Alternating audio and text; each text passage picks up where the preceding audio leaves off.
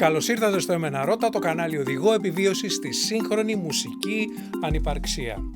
Λέγομαι Βασίλης Γκίνος και είμαι μουσικός. Εμείς οι μουσικοί είμαστε σαν το κογιότ στο Roadrunner. Ενώ ακροβατούμε στο κενό από καταβολής επαγγέλματος, δεν γκρεμοτσακιζόμαστε παρά μόνον όταν το συνειδητοποιούμε. Ο κόσμος που ζούμε διέπεται από φυσικούς νόμους. Τα πράγματα πέφτουν προς τα κάτω, τίποτα δεν ξεπερνά την ταχύτητα του φωτός και το σύμπαν διαστέλλεται, αν και δεν είμαστε σίγουροι μέσα σε τι. Με βάση τους νόμους αυτούς και με τη βοήθεια της επιστήμης, ο άνθρωπος έχει επινοήσει κανόνες που εφαρμόζει στην καθημερινότητά του. Ο μοχλός σε βοηθάει να σηκώνεις βαριά πράγματα, όταν τρέχεις γρήγορα δυσκολεύεσαι να σταματήσεις και πρέπει να κρατάς ισορροπία για να κάνεις ποδήλατο. Επίσης το ψάρι θέλει υπομονή, απλά το αναφέρω. Αυτό είναι το τζέγκα, το γνωστό επιτραπέζιο παιχνίδι ισορροπίας με τουβλάκια. Στόχος είναι να δίνεις ύψος στον πύργο με τουβλάκια που αφαιρείς από τη βάση χωρίς να γκρεμιστεί. Όταν τα στηρίγματα τουβλάκια είναι στην αρχική τους θέση, έχουμε ένα γεωμετρικό σταθερό σχήμα, το λες και βαρετό. Μετακινώντας τα, το σχήμα αυτό αλλάζει, ο πύργος γίνεται ψηλότερος, αλλά όλο και πιο ασταθής. Η νέα κατασκευή δεν περιορίζεται μόνο από τη φαντασία μας, είναι και μια τεχνική πρόκληση. Η βαρύτητα, η τριβή, η ισορροπία, οι φυσικοί νόμοι δηλαδή, μας δεσμεύουν. Αν ξυλώνεις ό,τι να είναι ή στιβάζεις με ό,τι πιάσει το χέρι σου, γκρεμίζεται. Ένας σωρός από τούβλα χωρίς σχήμα. Ένας άσχημος σωρός. Τι κάνουμε παίζοντας τζέγκα? Ενώ περιοριζόμαστε από τους φυσικούς νόμους, ζούμε σε αυτό το σύμπαν, προκαλούμε τους κανόνες. Το κέντρο βάρους πρέπει να είναι χαμηλά, αλλά εμείς το μετατοπίζουμε όλο και ψηλότερα. Ταυτόχρονα δημιουργούμε με τα ίδια υλικά μια νέα σύνθεση. Ένα βαρετό ξύλινο ορθογώνιο παραλληλεπίπεδο μετατρέπεται σε κάτι που θα μπορούσε να θεωρηθεί και τέχνη, αν υπάρχει τέτοια πρόθεση. Πού το πάω? Σκεφτείτε τον πύργο τζέγκα όχι σαν ένα ξύλινο, αλλά σαν ένα μουσικό οικοδόμημα σε ένα μουσικό σύμπαν με τους δικούς του νόμους. Της αντίθεσης, της κλιμάκωσης, της λύσης, της μεταφοράς, του διφορούμενου. Τα τουβλάκια είναι οι κανόνες της μουσικής θεωρίας. Η φόρμα, η αρμονία, η αντίστοιξη, η ρυθμική αγωγή και ούτω καθεξής. Αν τους εφαρμόσεις κατά γράμμα, τοποθετώντας τα τουβλάκια σου καθώς πρέπει, η σύνθεσή σου είναι σταθερή, όμως δεν είναι πρωτότυπη, δεν είναι στατιστικά μοναδική. Η έμπνευση, η φαντασία, η δημιουργικότητα σε ένα μουσικό έργο βρίσκεται στην εξαιρετική συναρμολόγηση, στη σύνθεση δηλαδή δοσμένων υλικών. Κάθε σπουδαίο καλλιτεχνικό έργο είναι μια εξαίρεση. Αν ακολουθεί πιστά τους κανόνες είναι κοινότυπο. Αν τους αγνοεί, ένας τυχαίος σωρός. Η σύνθεση όπως και η εκτέλεση και ο αυτοσχεδιασμός είναι ένα μονοπάτι από την καρδιά στο μυαλό και πίσω. Ο καλλιτέχνης το περπατάει συνέχεια και μαθαίνει τα κατατόπια. Είναι μια παράκαμψη που ξεγλιστράει ανάμεσα στους κανόνες της μουσικής θεωρίας. Όσο καλύτερα τους ξέρεις, τόσο πιο έξυπνα τους παραβιάζεις. Η θεωρία σου δίνει επιλογές, εναλλακτικές και τρόπους να υψώνεις τον πύργο σου χωρίς να γκρεμίζεται. Έτσι λοιπόν, ο Ντεμπισί αποφάσισε πως οι παράλληλες πέμπτες είναι ok και οι ροκάδες όλου του κόσμου συμφώνησαν απολύτως. Ο Βάγκνερ αψήφισε τη μουσική βαρύτητα της τονικής, ο Σένμπεργκ ολόκληρο το τονικό σύστημα και ο Κέιτζ τον ίδιο τον ήχο σαν μουσικό συστατικό. Ο Τσιτσάνης έβαλε ρεφρέν στα λαϊκά τραγούδια, ο Πλέζας έβαλε τζαζ χρώμα, ο Στραβίνσκι διαφορετικές τονικότητες στην ίδια συγχορδία. Ο Miles Davis απέκλειε από τον αυτοσχεδιασμό του τις κανονικές νότες.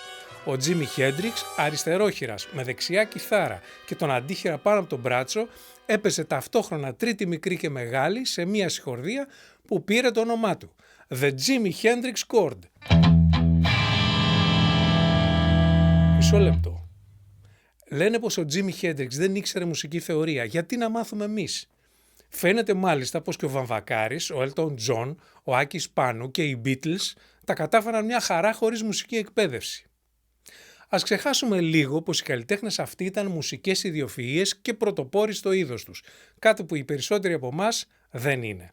Ας ξεχάσουμε επίσης πως για κάθε αυτοδίδακτο μουσικό υπάρχει και ένας εξίσου σημαντικός με μουσικές σπουδές. Αντίθετα με τον Αττικ, τον Κώστα Γιαννίδη, τον Θάνο Μικρούτσικο, ο Βαγγέλης Παπαθανασίου, ο Έρικ Κλάπτον, ο Χαντς Ζίμερ, ο Στέλιος Καζατζίδης δεν σπούδασαν ποτέ επίσημα μουσική θεωρία. Όμως αυτό δεν σημαίνει ότι δεν την καταλάβαιναν ή ότι αγνοούσαν την ύπαρξή της. Ο Τζίμι Χέντριξ έγραφε τραγούδια που βασίζονται στις τυπικές συγχορδίες blues και ήξερε να αυτοσχεδιάζει πάνω στις κλίμακες αυτές. Ο Βαμβακάρης έγραψε μαθηματικά οργανωμένες μελωδίες που θα ζήλευε και ένας κλασικός συνθέτης. Ακόμα και αν δεν μπορούσαν να μας πούν τι είναι δωρικός τρόπος, πλάγια πτώση ή κύκλος από τις πέμπτες, χρησιμοποιούσαν αυτά τα εργαλεία όλη την ώρα. Πώς το έκαναν χωρίς μουσικές σπουδές? Χρησιμοποιώντας τα αυτιά τους και ακούγοντας άλλους πριν από αυτούς. Αν μπορούσαμε κι εμείς να χτίσουμε πανύψηλους πύργους με τόση ευκολία, ίσως να μην χρειαζόμασταν θεωρητικές γνώσεις. Για τις ιδιοφυΐες αυτές δεν ήταν απαραίτητη η μελέτη μουσικής με τον επίσημο και δομημένο τρόπο. Για μας τους υπόλοιπους μάλλον είναι. Μπορείς να χρησιμοποιείς τον υπολογιστή σου χωρίς να ξέρεις ηλεκτρονικά. Να έρχεσαι με το αυτοκίνητο χωρίς να είσαι μηχανικός. Να μιλάς ελληνικά χωρίς να έχει διδαχτεί γραμματική και συντακτικό.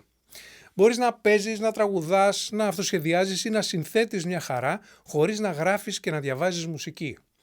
Όμως αυτοί που πληρώνονται για αυτές τις δουλειές δεν τις έμαθαν από το ίντερνετ. Είναι οι πληροφορικάροι, οι οδηγοί αγώνων, οι λογοτέχνες και οι επαγγελματίες μουσικοί. Αν η μουσική έγινε για σένα τρόπος να ζεις, μεταφορικά και κυριολεκτικά, και δεν είσαι ο Τζίμι Χέντριξ, οι θεωρητικές γνώσεις είναι απαραίτητες. Γιατί? Η μουσική θεωρία είναι η απόλυτη παράκαμψη στη διαδικασία της μουσικής εκπαίδευσης. Τη συντομεύει αποφασιστικά και ανοίγει πόρτες που διαφορετικά θα ήταν αόρατες. Η μουσική θεωρία διευκολύνει τη συνεννόηση με άλλους μουσικούς και είναι απαραίτητο προσόν σε κλασικές και μοντέρνες ορχήστρες. Η γνώση μουσικού συντακτικού, κλίμακες, χορδίες, voice leading βελτιώνει τη μουσική αντίληψη και επινοητικότητα που είναι απαραίτητη για μια πρωτότυπη, δομημένη και εκφραστική σύνθεση ή εκτέλεση. Η θεωρητική μελέτη αναπτύσσει το ένστικτο του αυτοσχεδιασμού. Σε βοηθά να καταλάβεις γιατί κάτι λειτουργεί και κάτι άλλο όχι. Οι μουσικές σπουδές δεν βλάπτουν τη δημιουργικότητα, αντιθέτως, θυμηθείτε τα τουβλάκια. Η θεωρία είναι η σωστή μέθοδος να υπολογίζεις το ρίσκο. Τέλος, η μουσική εκπαίδευση βοηθάει στην ολιστική θεώρηση της μουσικής. Ανεξάρτητα δηλαδή από το ποιο είναι το όργανό σου, πιάνο, κιθάρα, drums, φωνή, η μουσική υπακούει στους ίδιους βασικούς κανόνες. Μπορεί να εκφραστεί με 1000 τρόπους, αλλά στο τέλος η μουσική είναι μουσική. Τι κάνει η θεωρία? Η θεωρία παρατηρεί, μελετά και καταγράφει τι είναι αυτό που κάνει τη μουσική να ακούγεται όπως ακούγεται. Δεν μαζεύτηκαν κάποιοι τύποι το 16ο αιώνα και αποφάσισαν πώς πρέπει να είναι η μουσική και ξεφούρνησαν και μερικούς κανόνες. Δεν είναι μια σειρά αυθαίρετων αποφάσεων, αλλά τα συμπεράσματα πολύ συστηματικής παρατήρησης του τι λειτουργεί και τι όχι. Υπάρχουν και σήμερα μουσικοί που καταλαβαίνουν και συγκρατούν με το αυτί τους τι τους αρέσει και τι όχι σε ένα κομμάτι.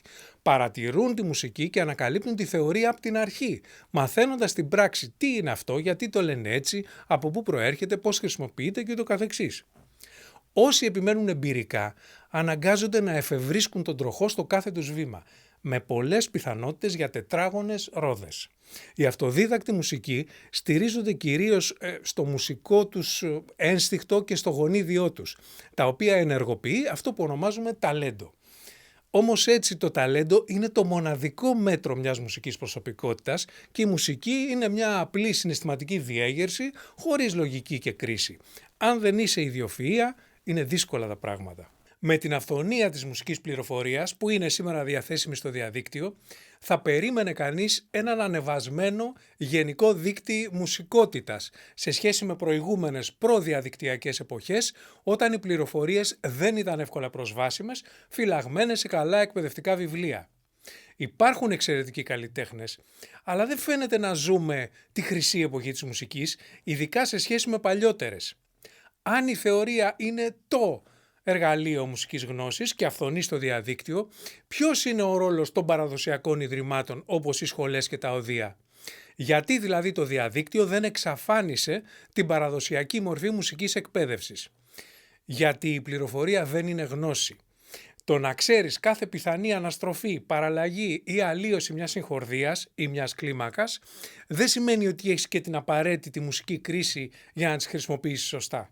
Η μουσική εκπαίδευση είναι μια διαδικασία συστηματοποίησης των πληροφοριών που έτσι αξιοποιούνται ως γνώση. Ο Πλάτωνας έγραψε πως γνώση είναι η τεκμηριωμένη και αληθής πεποίθηση. Για να πει δηλαδή κάποιος ότι γνωρίζει ένα πράγμα, θα πρέπει να αποδείξει ότι είναι αληθινό αυτό που πιστεύει. Παράδειγμα, πιστεύω πως 6 μήνες ακριβώς από σήμερα θα βρέξει. Ακόμα κι αν η πεποίθησή μου βγει αληθινή, δηλαδή αν όντως βρέξει σε 6 μήνες από σήμερα, δεν μπορώ να ισχυριστώ ότι το ήξερα. Η δύναμη της γνώσης εξαρτάται από τα 3 αυτά κριτήρια: αποδείξεις, αλήθεια και πίστη. Οι μουσικές πληροφορίες που βρίσκει κανείς στο διαδίκτυο μπορεί να είναι αποδεδειγμένες και αληθινές, με την προϋπόθεση πως κάποιος τις αξιοποιεί συνδυαστικά. Όμως η βάση της πίστης, της πεποίθησης, είναι η εμπιστοσύνη. Με το πλήθος των πληροφοριών και την ανυπαρξία καθοδήγησης είναι δύσκολο να τις εμπιστευτεί κανείς. Οι μαθητές ενός καλού δασκάλου έχουν πολύ περισσότερες πιθανότητες να αφομοιώσουν και να πιστέψουν τις πληροφορίες που παίρνουν, γιατί προέρχονται κατευθείαν από την πηγή και υπάρχει υπόλογος με υπογραφή ευθύνης και αυθεντία. Αυτή η εμπιστοσύνη ενισχύει τη μουσική γνώση και είναι ο λόγος που η παραδοσιακή μουσική εκπαίδευση υπερτερεί έναντι του διαδικτύου. Εμπνέει εμπιστοσύνη, ή τουλάχιστον έτσι πρέπει. Αν εμπιστεύεσαι την πηγή, θα πιστέψεις την πληροφορία, θα αποκτήσεις πεποίθηση. Οι πληροφορίες στο διαδίκτυο είναι κατά κανόνα αποσπασματικές. Ένα βίντεο δείχνει τεχνικές sweep picking, άλλο αναλύει την alter dominant κλίμακα. Ένα τρίτο συμμαθαίνει πιάνο σε 10 λεπτά. Πρέπει να εξερευνήσεις άπειρες πηγές, να τις βάλεις σε τάξη για να μπορείς να τις νοηματοδοτήσεις και μπορεί να χαωθεί στην πορεία. Επιπλέον στα social η προσοχή μας διασπάται συνέχεια. Διακόπτεις, κάνεις παράλληλη εργασία, πέφτουν διαφημίσεις, σχετικά βίντεο, δεν συγκεντρώνεσαι πραγματικά.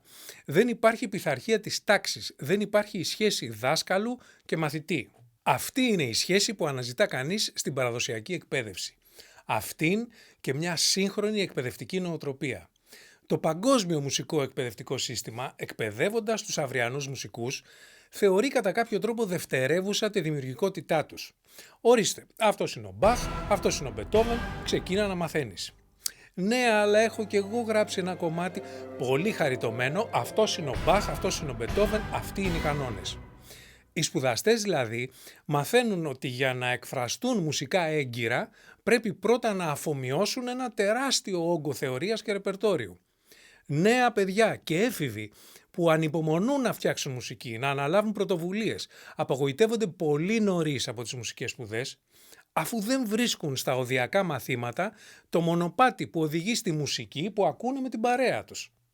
Ρίχνουμε την ευθύνη στα παιδιά γιατί δεν παρακολουθούν μαθήματα που δεν έχουμε μπει στον κόπο να τα παρουσιάσουμε σύγχρονα και ενδιαφέροντα. Η σύγχρονη μουσική στηρίζεται σε διαχρονικούς κανόνες. Άλλους αλλίωσε, άλλους τους είχε εγκαταλείψει. Αν σκοπός της μουσικής εκπαίδευσης είναι να αναδείξει τη θεωρία που κάνει τη μουσική ανώτερη τέχνη, ίσως να ήμασταν πιο αποτελεσματικοί αναζητώντας τη στο σήμερα και όχι καταλήγοντας αυτό. Ειδικά στην εκπαίδευση ενηλίκων ή όπου οι σπουδαστές θέλουν να συστηματοποιήσουν ήδη υπάρχουσες πληροφορίες. Και στο κάτω-κάτω, οι μουσικές σχολές δεν χρειάζεται να βγάζουν μόνο καλούς σολίστες, αλλά και καλούς ακροατές. Τις απαντήσεις που περιμένουμε από το Υπουργείο Πολιτισμού, μόνο το Υπουργείο Παιδείας μπορεί να δώσει. Αν έκανε σωστά τη δουλειά του, δεν θα χρειαζόταν να συζητάμε εδώ τη χρησιμότητα της μουσικής εκπαίδευσης. Ο θεωρητικά ακατάρτιστος μουσικός μπορεί να πάει μακριά στη δουλειά του, αλλά μόνο αν διαθέσει πολύ χρόνο βασισμένο στη μουσική του εμπειρία, το ταλέντο και την άποψή του για το πώς θα έπρεπε να είναι η μουσική. Σε αυτή την πορεία έρχεται στους περισσότερους μια στιγμή αποκάλυψης, όταν συνειδητοποιούν την οικονομία χρόνου και τους νέους μουσικούς και επαγγελματικούς ορίζοντες που παρέχει θεωρητική γνώση μέσω της παράκαμψης της παραδοσιακής εκπαίδευσης. Επομένως, η ερώτηση δεν είναι αν η θεωρία είναι απαραίτητη για να παίζεις μουσική, αλλά πότε είναι. Αυτή η στιγμή αποκάλυψης είναι διαφορετική για τον καθένα, αλλά ποτέ δεν είναι αργά. Όσο κι αν οι πληροφορίες στο διαδίκτυο είναι άφθονες, τεκμηριωμένες και αληθινές, δεν μπορείς να τις κατεβάσεις κατευθείαν στο μυαλό σου και στα χέρια σου. Πρέπει να αφομοιωθούν, να γίνουν κτήμα. Πρέπει να διαθέσεις πραγματικό χρόνο και κόπο. Βλέποντας αυτό το βίντεο, βελτιώθηκε το παίξιμό σου ή η μουσική σου κρίση? Πριν κλείσετε το YouTube για να επιστρέψετε στη μελέτη σας, γραφτείτε στο Εμένα Ρώτα και πατήστε και το καμπανάκι δίπλα για να ενημερώνεστε για τα καινούργια βίντεο. Στο vasilisginos.com θα βρείτε τα βιβλία, τη μουσική, το blog μου και τα podcasts των επεισοδίων που υπάρχουν και σε Spotify και σε Apple Music. Μπορείτε ακόμη να κατεβάσετε το ελληνικό τραγούδι για βιαστικούς και τα έσοδα από πνευματικά δικαιώματα, ενισχύοντας έτσι και το κανάλι. Να είστε υγιείς, δημιουργικοί και ενωμένοι. Καλή δύναμη!